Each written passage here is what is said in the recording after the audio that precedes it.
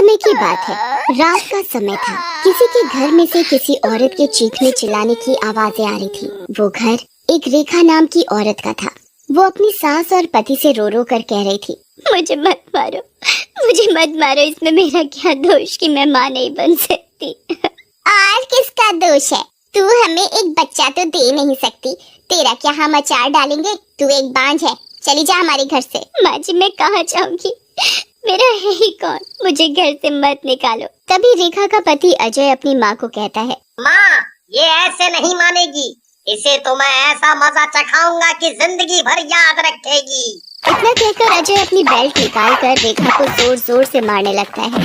उसकी बेल्ट की मार से रेखा चीखने लगती है, छोड़ दो मुझे, मत मारो। अरे सालिमो, मैंने तुम्हारा क्या बिगाड़ा है जो तुम मुझे इतनी बेरहमी से मार रहे हो? और मार इसे तभी जाएगी ये इस घर से। माँ जी, मुझे रहने दो इस घर में, एक कोने में पड़ी रहूंगी। मुझे मत निकालो।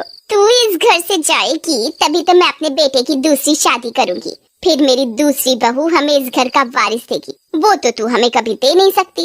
बड़ी मोटी चमड़ी है इसकी, ये इस घर से जाने का नाम ही नहीं ले रही। मार लो मुझे, जितना चाहे मार लो, पर मैं इस घर से नहीं जाऊंगी। तभी अजय की माँ रेखा से कहती है, ठीक है तुम मर, अब मैं अजय की शादी तेरी आंखों के सामने करूंगी। नहीं माँ जी, ऐसा मत करो। अजय की माँ अजय के कान में कहती है, रात को रेखा को मारकर कुएं में फेंक देंगे और किसी को पता भी नहीं चलेगा। सबको लगेगा कि कुएं में पैर फिसलने की वजह से गिर गई। फिर आधी रात को अजय और उसकी माँ चुपचाप रेखा के कमरे में जाते हैं तो देखते हैं, माँ, लगता है ये गहरी नींद में सोई हुई है। देख क्या रहा है, इसका तकिए से मुंह बंद कर। अजय और उसकी माँ रेखा का तकिए से मुंह बंद करते हैं। तभी रेखा जाग जाती है। मुझे मत मारो, छोड़ दो मुझे। रेखा चिल्लाती है, तड़पती रहती है, पर अजय और उसकी माँ को रेखा पर जरा भी दया नहीं आती और रेखा तड़पती हुई मर जाती है। और कुछ दिनों बाद अजय की माँ अजय की शादी एक लड़की से कर देती है जिसका नाम अंजलि था, और वो अपनी बहू अंजलि को आशीर्वाद देती है, जल्दी से तू मुझे इस घर का चिराग दे दे, मुझे इस घर का वारिस चाहिए। अंजलि मुस्कुराते हुए कुछ नहीं कहती और अपने कमरे में चली जाती है तो देखती है कि उसके सामने एक चुड़ैल खड़ी है। वो और कोई नहीं, रेखा की आत्मा होती है। चुड़ैल, तुम तो चुड़ैल हो, यहाँ कैसे आई? तो तू इन सबको इस घर का वारिस देगी? मैं भी देखती हूँ तू कैसे माँ बनती है। चुड़ैल अंजलि का गला पकड़ लेती है और उसका गला दबाने लगती है। चुड़ैल के ऐसा करने से अंजलि की चीख निकल जाती है, बचाओ, मुझे बचाओ, ये मुझे मार डालेगी। अंजलि की आवाज सुनकर अजय और उसकी माँ दौड़ते हुए अंजलि के पास आते हैं। तब तक चुड़ैल अंजलि को मारकर गायब हो जाती है। माँ, ये तो मर गई। पर ये मरी कैसे? यहाँ तो कोई है भी नहीं। इतना कहकर अजय की माँ रोने लगती है। हाय रे मेरी बहू, अब मुझे इस घर का वारिस कौन देगा? मैं पोते का मुंह कैसे देखूंगी? तभी अजय अपनी माँ को समझाता है, माँ, क्या हुआ अगर ये मर गई? मैं और शादी कर लूंगा, तू जरूर पोते का मुंह देखेगी। उन सब की बात चुड़ैल सुन रही होती है। पोते का मुंह, इन्हें इस घर का वारिस चाहिए, ये जिंदा बचेंगे तब ना। ये कहकर वो जोर जोर से हंसने लगती है। और रात को अजय और उसकी माँ खाना खाकर अपने अपने कमरे में सोने चले जाते हैं। तभी चुड़ैल अजय की माँ के कमरे में जाती है और उसका गला दबाने लगती है। कौन? चुड़ैल, तुम तो रेखा हो, तुम तो मर गई थी। हाँ, मैं मर गई थी, अब तुझे मारने आई हूँ। मुझे मत मारो, मैं तुम्हारे हाथ जोड़ती हूँ, मुझे छोड़ दो। छोड़ दो? तुझे पोता चाहिए ना, मैं देती हूँ तुझे पोता। अजय को अपनी माँ के रोने की आवाज सुनाई देती है और वो अपनी माँ के कमरे में आकर देखता है। चुड़ैल, छोड़ दे मेरी माँ को, छोड़। अच्छा हुआ तू यहीं आ गया, ले अब तू भी मर।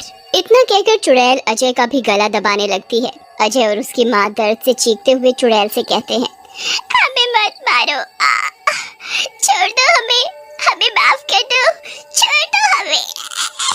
पर चुड़ैल अजय और उसकी माँ की एक नहीं सुनती और उन दोनों को मार देती है और वहाँ से चली जाती है और वो घर खाली पड़ा रह जाता है। कुछ समय बाद विनय और उसकी पत्नी लता अपने 5 साल के बेटे प्रिंस के साथ एक किराए के घर में रहते थे। एक दिन की बात है, विनय अपनी पत्नी को बताता है, लता, मुझे एक बहुत ही अच्छा और बढ़िया घर बड़े ही सस्ते दामों में मिल गया है। अब हमें इस छोटे से घर में नहीं रहना पड़ेगा। ये तो बड़ी ही अच्छी बात है, पर मुझे एक बात समझ में नहीं आ रही कि हमें ये घर इतना सस्ता कैसे मिल गया। अरे ये तो अच्छी बात है कि हमें सस्ता और अच्छा घर मिल गया। अब तुम ज्यादा मत सोचो, कल ही हम उस नए घर में शिफ्ट हो जाएंगे। और अगले दिन विनय और लता अपने नए घर में शिफ्ट हो जाते हैं। विनय घर की सफाई में लग जाता है और लता प्रिंस को दूध पिलाने लग जाती है। प्रिंस बेटा, तुम दूध पी लो, तुमने बहुत देर से कुछ नहीं खाया, तुम्हें भूख भी लगी होगी। अभी तुम दूध पी लो, फिर जब खाना बन जाएगा तब मैं तुम्हें खाना खिला दूंगी। ठीक है मम्मी। मम्मी, मैं अपनी साइकिल चला लूं? हाँ हाँ चला लो, जब तक मैं घर की सफाई कर लूं। ये कहकर लता घर की सफाई में लग जाती है। प्रिंस अपनी साइकिल चलाने में लग जाता है। तभी चुड़ैल प्रिंस के पास आती है और उसे बड़े प्यार से देखने लगती है, जैसे मानो प्रिंस उसका ही बच्चा हो। बेटा, आप क्या कर रहे हो? मुझे भी अपने साथ खिलाओगे? आप कौन हो? आप कहाँ से आई हो? मैं बेटा आपकी मासी हूँ। क्या मैं आपके साथ खेल सकती हूँ? हाँ मासी, आप मेरे साथ खेल सकते हो, फिर तो बड़ा मजा आएगा, है ना? हाँ बेटा। मासी, अब मैं थक गया और मुझे बड़ी जोरों की भूख भी लगी है। मैं खाना खाने जा रहा हूँ। तुम्हें भूख लगी है? लो, मैं तुम्हारे लिए खाना लेकर आती हूँ। चुड़ैल प्रिंस के लिए अपने जादू से खाना लेकर आती है और वो प्रिंस को खाना खिलाने लगती है। मासी, आप तो बहुत अच्छी हो। ज्यादा बातें मत बनाओ, अब जल्दी से अच्छे बच्चे की तरह खाना खत्म कर लो। चुड़ैल प्रिंस को खाना खिला रही होती है, तभी लता वहाँ आ जाती है। प्रिंस को अकेले अकेले किसी के साथ खाना खाते देख लता डर जाती है। प्रिंस बेटा, आप किससे बातें कर रहे हो और आप किसके साथ खाना खा रहे हो? यहाँ तो कोई नहीं है। है ना, ये मासी बड़ी अच्छी है। मुझे भूख लग रही थी तो मासी ने ही मुझे खाना खिलाया और वो मेरे साथ खेलती भी है। कहाँ है वो? तभी चुड़ैल अचानक से गायब हो जाती है। अरे, ये मासी तो अभी इधर ही थी, पता नहीं कहाँ गई। लता प्रिंस को इस तरह की बातें करते हुए डर जाती है और वो उसे उठाकर कमरे में ले जाती है और विनय को सब बताती है। अरे, ये सब तुम्हारा वहम होगा। नहीं जी, मुझे ऐसा लगा जैसे प्रिंस के साथ कोई था, पर मुझे वहाँ कोई दिखाई नहीं दिया। मुझे यहाँ कुछ ठीक नहीं लग रहा। तुम बेकार में परेशान हो रही हो, ऐसा कुछ नहीं है, सब ठीक है। देखो, आज मैं बहुत थक गया हूँ, मुझे नींद भी आ रही है, मुझे बड़े जोरों की भूख लगी है। तुम मुझे जल्दी से खाना दे दो, मैं खाना खाकर सोऊंगा। मुझे कल काम पर भी जाना है। विनय लता की बात का बिल्कुल भी विश्वास नहीं करता और वो खाना खाकर सोने चला जाता है। पर लता को तो डर के मारे नींद नहीं आ रही थी और देखते ही देखते सवेरा हो जाता है। विनय तैयार होकर अपने काम पर चला जाता है। लता प्रिंस को कमरे में बिठाकर रसोई में काम करने चली जाती है। तभी चुड़ैल प्रिंस के पास आती है। प्रिंस बेटा, आप कैसे हो? मासी, मेरी अच्छी मासी, आप कहाँ चली गई थी? मैं कब से अकेला खेल रहा हूँ। चुड़ैल प्रिंस को पकड़कर अपनी गोद में बिठा लेती है और उसे बड़ी जोर से गुदगुदी करने लगती है।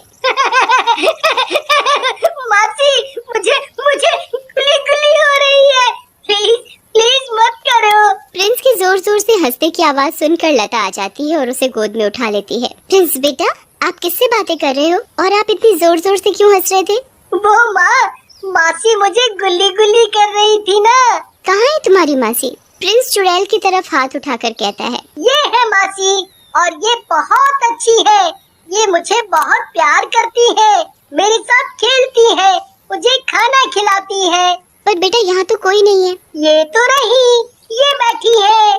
लता बुरी तरह डर जाती है और वो प्रिंस को अपनी गोद में उठा लेती है। फिर वो विनय को फोन करके घर बुलाती है। हेलो विनय, आप घर जल्दी आ जाओ और पास वाले मंदिर में जो पुजारी जी हैं उन्हें लेते आना। आखिर बात तो बताओ कि हुआ क्या है। जब आप घर आओगे तब मैं आपको सारी बात बताऊंगी। अभी मैंने आपसे जो बोला है आप वो करो। ठीक है। विनय पुजारी को लेकर घर आता है। लता विनय और पुजारी जी को सारी बात बताती है। ठीक है, समझ गया। हमें घर की शुद्धि करनी पड़ेगी। हमें यहाँ चुड़ैल को बुलाना पड़ेगा और उससे उसके मन की बात पूछनी पड़ेगी। आखिर वो यहाँ क्यों है और ये आपके बेटे को क्यों दिखाई देती है? पुजारी चुड़ैल को मंत्र शक्ति से बुला लेता है। चुड़ैल पुजारी को सारी बात बताती है। पुजारी हवन पूजा करके चुड़ैल की आत्मा को शांति प्राप्त करवा देता है। तब से चुड़ैल विनय के घर से चली जाती है।